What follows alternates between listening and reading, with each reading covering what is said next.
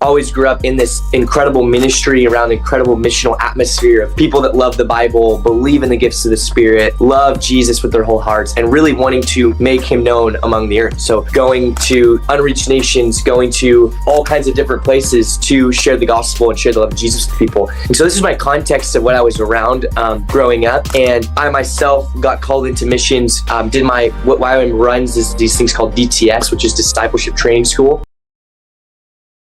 Well, welcome back to the Cory Lee Show, guys. I got a super exciting episode today. I've got a friend, Asher Byrd, here with us. And Asher, before I do a little bit of an intro, I just want to say welcome to the Cory Lee Show from Southern California, right? Yes, that's correct. Thank you so much, Cory. I'm so excited to just to hang today, talk a bit. Yeah, man, Asher is doing some amazing things. We met, we looked at it before we hopped on. It was a year ago and a couple of weeks, I think. So, yes, it was. Asher was a part of a group that was doing a 50-state tour. They were going around and sharing the gospel for, and just really doing a lot with Gen Z. And we were there when they were looking for a place in Mississippi. We were their contact, and so they got to come to Tupelo, Mississippi. We hung out for a bit and then did some worship nights, saw some amazing things in those things as well. And they went on to go to every single state in the nation. And so, again, doing some amazing things. And so, Asher, I would love for you to tell a little bit of your story, tell some background on who you are, what you do, and what led to a 50-state tour. Yes, those are all great questions. Yes, so I grew up in a missions organization called YWAM, which stands for Youth with the Mission, and essentially kind of break down and make it much like simple what YWAM really is. It's a missions base that trains and sends young people all over the world.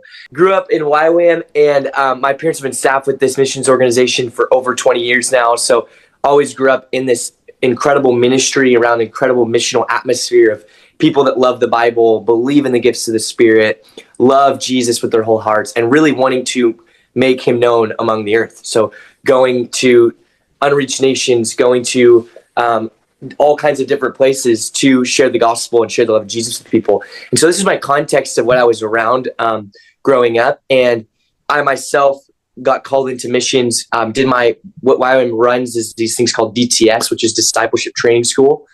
3 months of training, 3 months of outreach in the nations. So I did my DTS in South Africa, and it was really there that the Lord confirmed upon my heart that this is what I was called to: long-term missions, ministry, full-time. And so then stepped into that, and that's really when, the 50-state tour is a really cool story of how it all kind of came to be. It was really, to make a longer story short, I was a junior in high school, and there was the founder of YWAM who just passed away fall of 2023, and this is right before we launched our tour. But when I was a junior, this was 3 years before, and he had challenged me essentially to preach the gospel in every state because he had done it before he was 21. So he said, I challenged him to go and do the same thing. So that was incredible, such an honor and privilege. And Lauren was just my absolute hero, and so I just felt so honored from this challenge from Lauren. And really it was that challenge that was then birthed into a word of the Lord, which was to go into every state in the U.S. to preach the gospel and call our generation to live missionally and step out and everything that God has for them, recognizing that there's a call of God over every single person's life, and that there's a purpose that God has for every person's life. And so helping them and pushing them to step into that, and even giving them permission to step into that. So it was incredible, Cory. It was amazing to see. We got to do some stops with you and still talk about testimonies that even came out of Mississippi. It was wild what God did in those 2 days. Went and saw Elvis's birth house, or the house that he grew up in, which was so random but so fun. And just got to see so much of what the Lord is doing across America. And I think just across the board, I really feel like there's this desire that the Lord has put within our generation to attach themselves to a storyline that's greater than just themselves, and greater than the individual. And you see that Gen Z is one of the most cause-oriented generations in history. And so they really want to be a part of something. I think that's why we see such an, political activists that are arising and maybe not standing up for the greatest stuff, but it shows that there really is this desire to be a part of a movement, to be a part of something, to stand up for something, which I really think is absolutely given by the Lord. And so when a young person who has this desire is told, like, hey, you have permission to step out in the call of God over your life. Like, you're not just called to stand on the sidelines. You're not just called to go to church on Sunday and go to your youth group on Wednesday. And that's just like, that's kind of all it is, and risk and adventure. But all God needs is your yes. And then you even point them to, and this is kind of what we did throughout tour, was really exposing people to the Great Commission. Because the reality is that even so much of the Church of America doesn't actually know what the Great Commission is, which is Matthew 28, verse 18 through 20, Mark 16, Acts 1:8. And it really, to summarize it, making disciples of all nations, preaching the gospel to all creation, and doing it everywhere. And that was, of course, a commissioning moment from Jesus to the disciples, which is now we, 2,000 years later, are still being commissioned in this and are still being called into this by what Jesus gave us through those passages in Scripture. So all that to say, I just think there's such a desire in Gen Z to be a part of something. And what we watched as permission was given in a room, that people stepped out and they were all in. They were fully surrendered and willing to do whatever it takes. And even stepping out in boldness and starting a Christian club on their high school campus, or preaching the gospel to one of their friends, or even signing up for a DTS and being trained and equipped to go to the nations. There's just, there was so much action that was taken when permission was given. Wow. Man, I love that language right there. Permission granted, permission given, right? And like, I'm just thinking as someone who, you had kind of mentioned it even before you and I hopped on the recording, like, we're leading some Gen Z. We even have Gen Z in our home, And I'm listening to that phrase, giving them permission. Curious, you're a leader, right? Like you are a leader. That's what you do, and you're leading that generation. How, as a leader, do you grant people permission? Because I'm just thinking, yeah, I agree 100%. Like, man, Gen Z, they're hungry. I see it, authenticity. They are hungry, but in their shoes, like, I don't really know what to do. So, as a leader, how do you create an environment to grant permission? I guess I don't even know how to ask that. That maybe your perspective would be good on that. Yeah. Yes, that is that's so good, and a really good question. Even just to think, and I would love to even hear your thoughts on it too, because I know you're a question asker here. I'm playing. I'll put that one back on you, Cory. No, I think. I think permission, I think I immediately just go, what did Jesus do in leadership? Of course, we can model. Jesus perfectly modeled what leadership looks like in every aspect. And so looking at the life of Jesus, so much of what permission granted, or that phrase permission given, looks like empowerment. And he empowered his disciples. He sent out the 72. He gave them assignments, even as they were being discipled, as they were walking with him. He was constantly pushing them to step out. He steps out of the boat. He tells Peter to step out of the boat. Just those different moments where he really empowered the disciples to step out. And I think permission as well is given through servanthood and servitude. We look at the life of Jesus in John 13, right when he knows, like, I just love that passage so much. He knew that the Father had given him authority over everything. It's like this moment of revelation he's having of the power that he carries. And it's in that moment where he stoops low and he chooses the towel and the basin to serve those around him and to, again, empower them, lift them up. And so I think permission looks like, as a leader, giving permission looks like empowering someone, even if they fail, quote unquote, or it maybe doesn't fully turn out the way that you think it will. Because, the disciples, they messed up so many times. But Jesus looked past all that, knew that Peter was going to deny him, had all these the betrayal of Judas, but that didn't stop him from continuing to walk with them. Even didn't stop him from washing even Judas's feet right before he was about to betray him.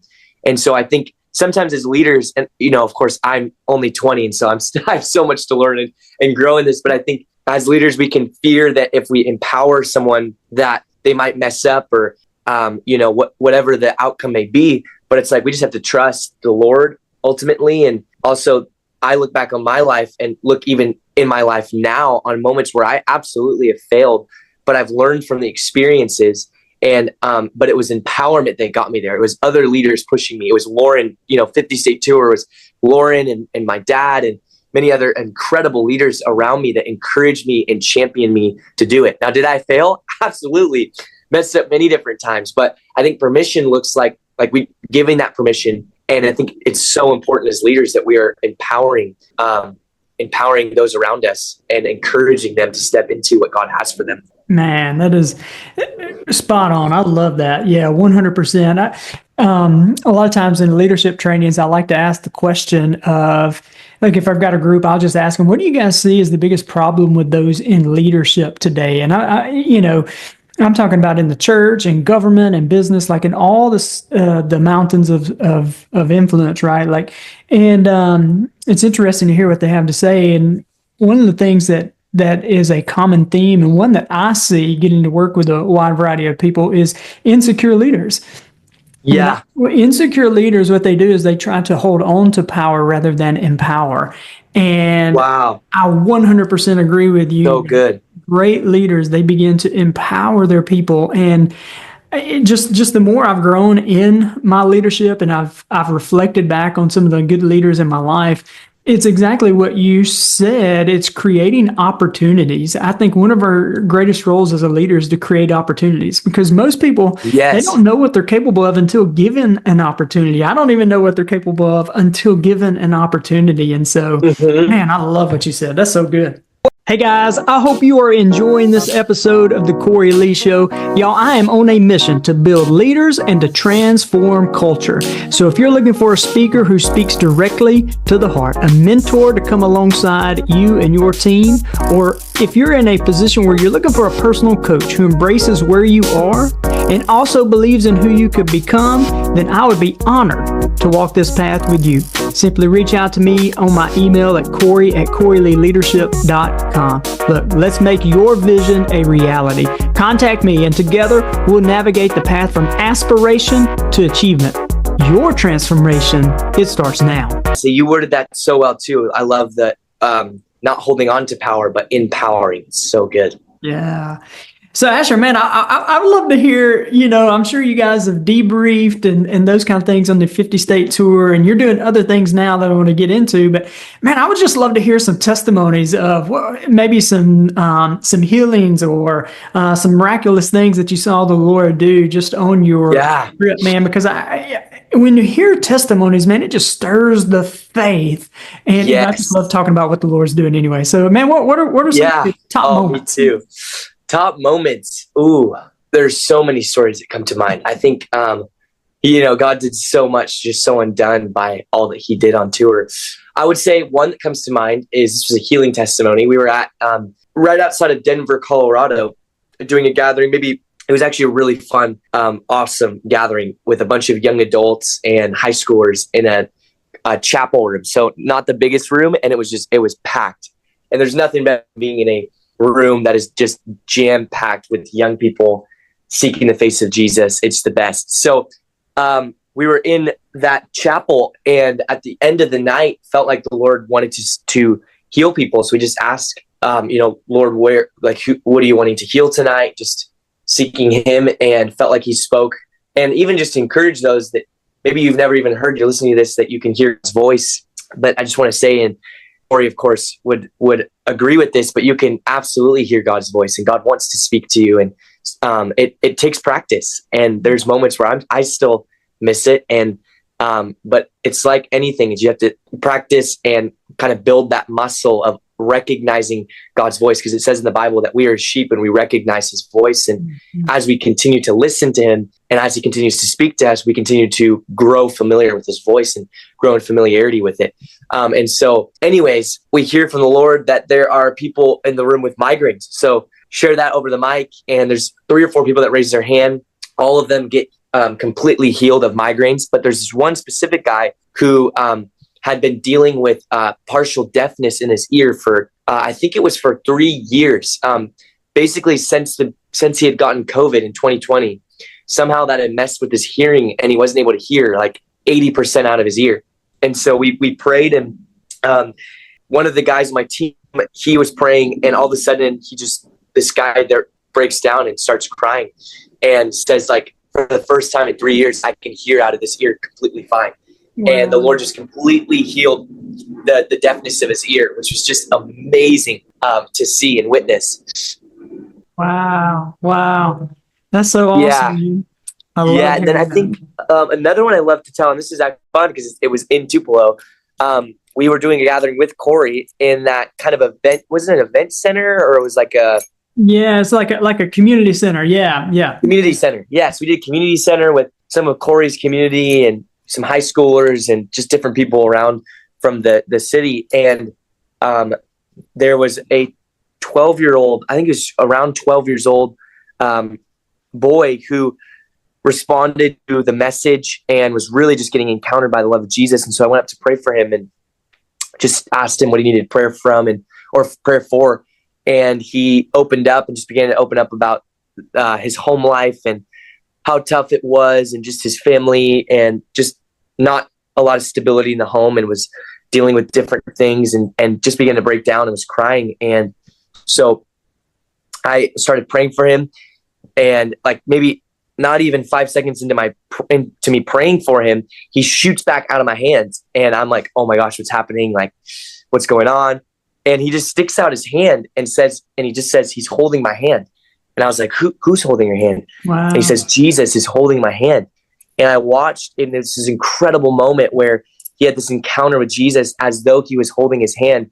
And he just gets met by the love of Jesus, just begins to weep and had this powerful encounter. And I felt like the Lord even used that as a prophetic picture to show what he's really doing right now to an entire generation. There's a generation of young people who are broken, lost, dealing with mental health, filled with so much darkness, and looking for hope, looking for a savior. And God right now is extending his hand to a generation, showing them that he is the one that can make them whole. He is the one that can set them free, and only he can do that. And so that was an incredible moment as well. Wow, dude, that's so. Yeah, as you were talking about that, man, I just felt the presence of the Lord all over that. Man, that was so wow.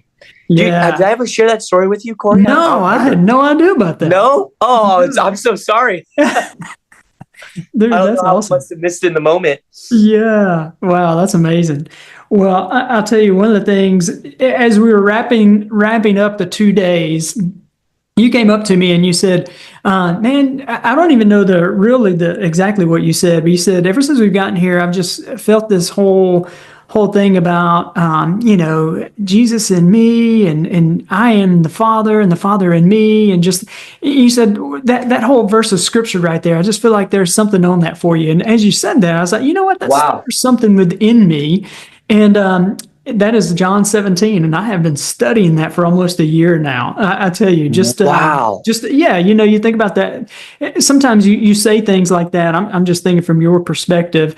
You're just saying something that is, I don't really know right here. This is what I'm feeling, and you take the boldness to go share that with somebody, and it spoke to me, right? Like I could feel something on the inside of me. Is like, you know what? There is something on that for me. And I'm going to honor that word. I'm going to start searching that out. And so, yeah, man, I've been studying John 17 for about a year now. So it's good stuff. Good stuff. Yeah. Wow. Yeah. That's awesome. Love that.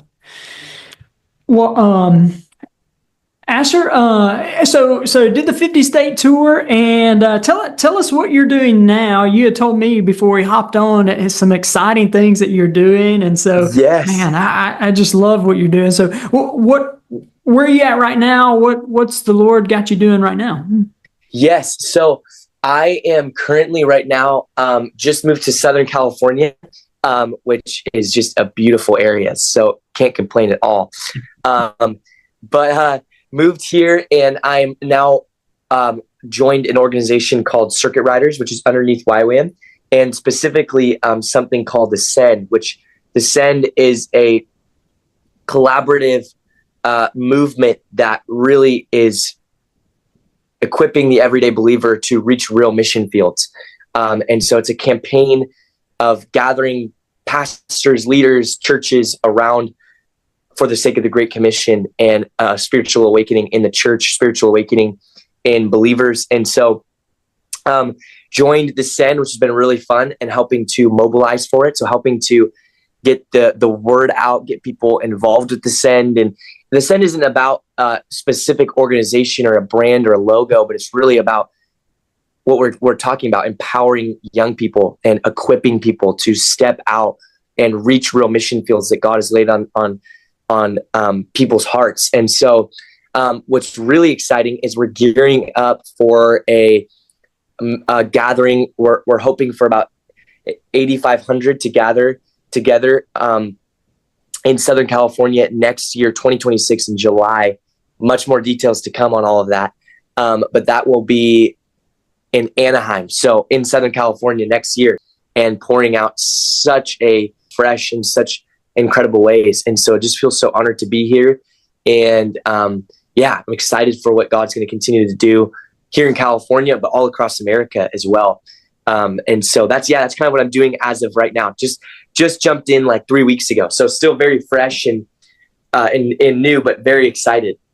Yeah, man, that is awesome, and I love that as well. And I think one of the first times you and I had a conversation, you were getting ready for the Send event, and you're actually speaking at it, I believe, and so doing some. Oh yes, yeah, Yeah, mobilizing a generation. And so, man, I just want to honor you and your leadership. And, I just kind of can picture like a pond, and that pond, you throw a little stone in there and it creates a ripple effect. And so, man, you're creating ripple effects all across the world in your generation. And I believe your influence and impact, you may not ever even see the impact that you have made. And I just want to encourage you in your boldness. Continue stepping out, and wow, thank you so much, Cory. Permission granted, Asher. Permission granted, brother. I receive it.